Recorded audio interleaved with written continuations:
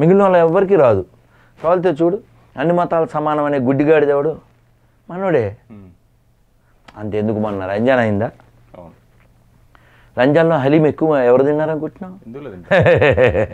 చిన్న బామ్మరి చెప్పాడు కూడా, అక్బరుద్దీన్ చెప్పరా, హంసే జాదా కౌన్ కాయేగే స్టేజ్ పైన ప్రసంగం. సో ఇప్పుడు ప్రపంచంలో మారవలసిన జాతి ఏది? హిందువులు ఒక్కళ్ళే. ఆలోచించవలసిన వాళ్ళు హిందువులు ఒక్కళ్ళే. మన పుణ్యక్షేత్రాల్లో సక్రమంగా ఆచారాలు జరుగుతున్నాయా? ఒకవేళ ఆచారాలు మంట గలుపుతుంటే ప్రతి హిందువు చేయాల్సిన కర్తవ్యం ఏంటి? యాక్చువల్గా ఇప్పుడు అందరూ ఎక్కువ మంది హిందువులు డ్యూటీ మైండెడ్. వెళ్ళామా, దండం పెట్టుకున్నామా, ప్రసాదం ఎంత 20 రూపాయల, లాస్ట్ టైం 10 రూపాయలేగా, సర్లే 2 లడ్డూలు తీసుకో, అయ్యో లడ్డూ సైజు కూడా తగ్గించాడు అని అనుకుని అదేదో తిని దండం పెట్టి నరసింహ స్వామి, వెంకటరమణ స్వామి, అమ్మ పోలేరం తల్లి వెళ్ళిపోతారు. లడ్డూ సైజు తగ్గింది, లడ్డూ క్వాలిటీ తగ్గింది, లడ్డూ రేటు పెరిగింది, శాంపిల్ చెప్తున్నా. మాట్లాడు, కనీసం క్వశ్చన్ చేయడు. కనీసం నేను సలహా చెప్పాను, పోనీ ఈ ఇంటర్వ్యూ ఈ డివోషనల్ ట్రీ ఛానల్ ద్వారా అయినా విని మీరు ఒక్క మంచి పని చేయండి. హుండీల్లో డబ్బులు వేయకుండా కాగితాలు వేయండి. కాగితాలు, ఇది చేయండి, ఇది చేయండి, ఇది బాగోలే, ఇది బాగోలే, హుండీలో వేయండి. కనీసం ఎవడో అక్కడ మనిషి ఉంటాడుగా, అంతమంది సిబ్బందులు అన్ని గొర్రెలే ఉండవుగా, ఒక మనిషి అయినా ఆలోచిస్తాడు కదా, ఎవరో ఒకటైనా చేరుతుంది కదా. కనీసం కాగితాలు వేయండి. హుండీల్లో డబ్బులు వేయడం మానేస్తే మొత్తం వ్యవస్థ సెట్ అయిపోద్ది. వీళ్ళకి డబ్బులు వస్తున్నాయి కాబట్టి ఇష్టం వచ్చినట్టు చేస్తున్నారు. వాళ్ళకి కావాల్సిన డబ్బులే కాబట్టి. మనకు దర్శనం కావాలి. మన యొక్క వీక్నెస్ అడ్డం పెట్టుకుని వాడు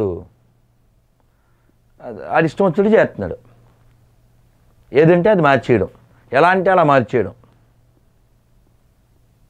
ఎవరంటే వాళ్ళని తీసుకుపోవడం, పంతుల్ని అరవడం, పంతులు ఆరదే, ఆడొచ్చాడు ఈడొచ్చాడు, దేవుడు ముఖ్యమా వీడు ముఖ్యమా? మొన్న ఏదో మార్పులు అవి చేస్తే తిరుమలలో ఎవరో అన్నారు, భక్తుల సౌకర్యార్థం. క్షేత్రాలు ఉన్నది భక్తుల సౌకర్యాల కోసం కాదు, భగవంతుల ఆరాధన కోసం. భక్తుల సౌకర్యార్థం అంటే ఇంకా నడవకుండా, క్యూ లైన్ లేకుండా డైరెక్ట్గా వెంకటేశ్వర దగ్గరికి ఒక ర్యాలీ వేసేస్తే అందరూ నుంచుంటారు. భక్తుల సౌకర్యార్థం ఏంటి? భక్తులు తపస్సు చేసి రావాలి, తపస్సు చేసి వస్తున్నారు కూడా. నువ్వు సౌకర్యం ఏంటి? నీకు అంత ప్రేమ ఉంటే అసలు దర్శనానికి టికెట్లు తీసే చూస్తా. ఇప్పుడు ఏపీ 25 జిల్లాలు చేశారు. అదే ఎంపీ స్థాన పార్లమెంటరీ నియోజకవర్గాలను జిల్లాల కింద మార్చారు. వాళ్ళకి ఒక ప్లేస్ పెట్టుకోవాలి కదా, కలెక్టరేట్ ప్లేసులు లేవు. అందుకని దేవాలయాలకు సంబంధించినటువంటి బిల్డింగ్స్ తిరుపతిలో అంతే, పద్మావతి అతిథి గృహం కలెక్టరేట్కి ఇచ్చేయాలి. అలాగే భీమవరంలో డబ్బులు దేవాదాయ శాఖ నుంచి 60 లక్షలు వాళ్ళు అవి కొనుక్కోవాలి. మరి మసీద్ నుంచి ₹1 దేవేంటిరే? చర్చి నుంచి ఆర్డర్ ఏంటి? జీవోలు పాస్ చేయవేంటి? అడిగేవాడు లేకనా? అడగాలంటే ముందు ఆలోచించాలిగా. ఇప్పుడు వీడియో పెడతావు కదా, నువ్వు పెట్టిన తర్వాత చూడు కింద బూతులు తిడతారు, నన్ను ఎలాగ తిడతారు గొర్రెలు, నేను కూడా. ఎందుకని? నిజాలు వద్దుగా. పోనీ నేను మళ్ళీ చెప్తున్నా, ఇక్కడికి వచ్చి నేను చెప్పిన దాంట్లో ఏదైనా అబద్ధం ఉంటే నేను క్షమాపణ చెప్పడానికి సిద్ధం. మీరు చెప్పిన దాంట్లో అబద్ధం ఉంటే, రాంగ్ ఏదైనా ఉంటే నేను రెడీ. ఓకే. తిరుపతిలో ఏదో చిల్డ్రన్ హాస్పిటల్ కట్టాలి అని ఏదో శంకుస్థాపన కూడా చేసినట్టున్నారు. పైసలు ఆడికెళ్ళి తెస్తావు? అసలు మన దగ్గర కరువులో ఉన్నాగా మనం. అందువలన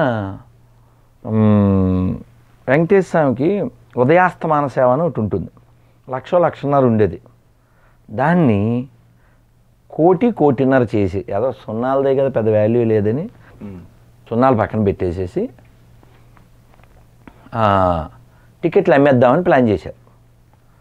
వాళ్ళ లక్ష్యం 600 కోట్లు, 600 టికెట్లు అమ్మేసి 25 ఏళ్ల పాటు ప్రతి సంవత్సరం 5 రోజులు ఆ ఫ్యామిలీ రావచ్చు. పొద్దునుంచి ఎన్ని సేవలు జరిగితే అన్ని సేవల్లో వాళ్ళు పాల్గొవచ్చు. దేనికి డబ్బులు అంటే హాస్పిటల్ కడతారట. అంటే నువ్వు హాస్పిటల్ కట్టడం మంచిదే, బెంగళూరులో ఏదైనా బిల్డింగ్ అమ్మేయి, లేకపోతే ఎర్రగుంటలో అమ్మేయి, లేకపోతే హైదరాబాద్లో అమ్మేయి. వెంకటేశ్వరం అడ్డం పెట్టిన డబ్బులు సంపాదించారు వేడు బాబాయ్. లేకపోతే కొంచెం చర్చిలు అమ్మాయి, లేకపోతే ముస్లిం అడిగి బోల్డ్ అని భూములు ఖాళీగా ఉన్న అమ్మాయి. దేవుడు లేడనే వారికి మీరు చెప్పే సమాధానం ఏంటి?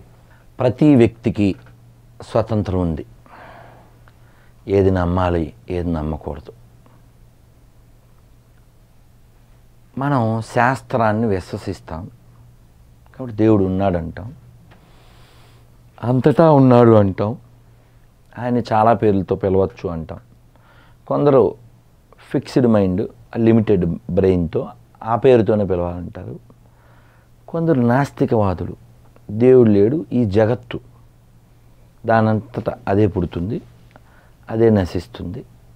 ఈ వాదం చార్వాక సిద్ధాంతం ఎప్పుడూ ఉంది. వాళ్ళు వాళ్ళ శరీరంలో ఓపుకున్నంతకాలం ఇలా జీవిస్తూ ఉంటారు. మనకు మంచి ఉదాహరణ ఆర్జీవి. దేవుడు ఉన్నాడంటే ఉన్నాడు అంటాడు, ఆయన బిహేవియరు నాస్తికుడిలా ఉంటుంది. వారికి ఆ స్వతంత్రం ఉంది, అలా ఉంటారు. అలాగే పూరి జగన్నాథ్ కూడా చెప్పారు, ఎవరో ఏదో తాయిత్తు ఇచ్చారు, నేను వాళ్ళ భార్య ఆయన భార్యకి ఇచ్చారు, మనం దేవుడిది నమ్మం కదా అని చెప్పాడు ఆయన. అలా ఇంకా చాలామంది ఉన్నారు. అట్లనే నాగేశ్వర కూడా నమ్మడు అంటారు, నాస్తికుడు అంటారు. కొన్ని ఉదాహరణ పేర్లు చెప్పాను. సో దేవుడిని నమ్మడం నమ్మకపోవడం ఇది మన క్యారెక్టర్ని బిల్డ్ చేసుకోవడానికి కూడా. దేవుడు ఉన్నాడు అనుకుంటే ఒక భయం ఉంటుంది, దానికి తగ్గట్టు క్యారెక్టర్ బిల్డింగ్ కూడా ఉంటుంది. నమ్మకపోతే కూడా మంచి గుణాలు ఉన్న వాళ్ళని మనం గౌరవిస్తాం. అబ్దుల్ కలాం మన మతం కాదు, కానీ ఆయన గౌరవిస్తాం కదా. కాబట్టి దేవుడు లేడు అని అన్నంత మాత్రం లేకుండా ఏమి ఉండడు. ఎందుకంటే టైం టు టైం సూర్యుడు వస్తున్నాడు, చంద్రుడు వస్తున్నాడు, ఋతువులు మారుతూ ఉన్నాయి. ఈ చొక్కా బాగుంది, ఎక్కడ కొన్నామంటే చెప్తావు ఎక్కడో కొన్నాను అని. వాళ్ళకి ఎక్కడిది, వాళ్ళు ప్రింట్ చేస్తే వచ్చింది ఆ డిజైన్. దానంతటా అదే ఓ చొక్కా డిజైన్ కాదే, ఇంత సృష్టి దానంతటా డిజైన్ అయిపోతుంది. ఎవడో ఉన్నాడు వెనకాల, వాడు ఎవడో కనిపెట్టాలి, దానికోసం కృషి చేయాలి. మేము ఎందుకు ఎడారి మతాలకు వ్యతిరేకం అంటే వాళ్ళు ఆల్రెడీ కనిపెట్టినట్టు మాట్లాడతారు. మనం కనుక్కోవాలి, దానికోసం కృషి చేయాలి అంటాం. లేదు మేము ఆల్రెడీ కనిపెట్టేసి ఇదిగో వీడినే నమ్ముకోవాలి, ఈ పేరుతోనే పిలవాలి, దానికి మనం వ్యతిరేకిస్తాం. ఓకే, కాబట్టి నాస్తికవాదం ఎప్పుడూ ఉంది అది. కానీ ఇతరులకి హాని చేయనంతకాలం నాస్తికవాదం పెద్ద ప్రమాదం ఏం లేదు.